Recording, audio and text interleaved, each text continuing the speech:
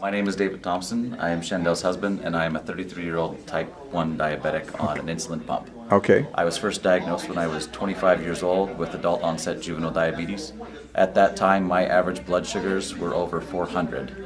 It gave me an A1C, which is a percentage average of your blood sugars, of over 15%, where the average non-diabetic is around 6 to 6.5%. Immediately put on insulin regimen, and then eventually after a year I was put on a pump.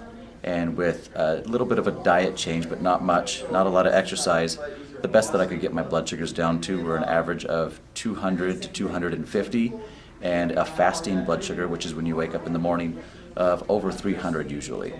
I just figured this is what it's going to be. I'm a diabetic. This is my life. Shandel started doing Neolife in June. Mm-hmm. I saw what I did for her June and July and how good she was feeling and the changes. And I decided to go to a shake party that the vice president was actually hosting at Alan and Nicole Blaine's house. And after listening to Josh Clark and what he had to say about the product, I knew that being a type 1 diabetic, since the shakes are so glycemically balanced, that it would help my blood sugars. I signed up that day, got my product within about 4 days.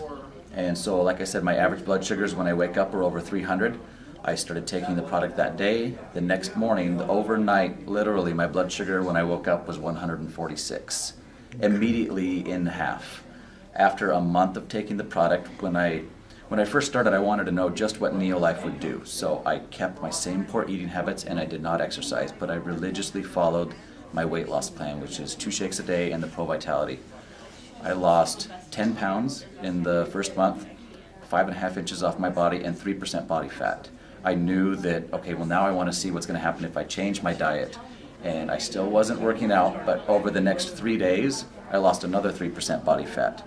Over the next 3 months, my average blood sugar, not just my fasting, went down to 131. I started adding in the exercise. As of today, which is September, October, November, December, 5 months, Yeah. my average blood sugar is 110. Which is an average A1C of about 6.5%. Is that about perfect? It's dead on. Between It's 80 and perfect. 120 is a non-diabetic. Wow. And So you're in the 110, same range, even though you're type 1 I'm still in the same range as a non-diabetic. as a non. And having high blood sugars can eventually lead to neuropathy. You'll lose feeling in the extremities, your fingers and your toes. You'll eventually have to have amputations. A lot of bad things can come from high blood sugar. So, and David, I heard you saying that you have tons of energy. I heard you saying that because Yeah. you said you and told. it's not like a jittery energy. Yeah, it's just- wholesome. I'm steady. I just feel good. It's a natural.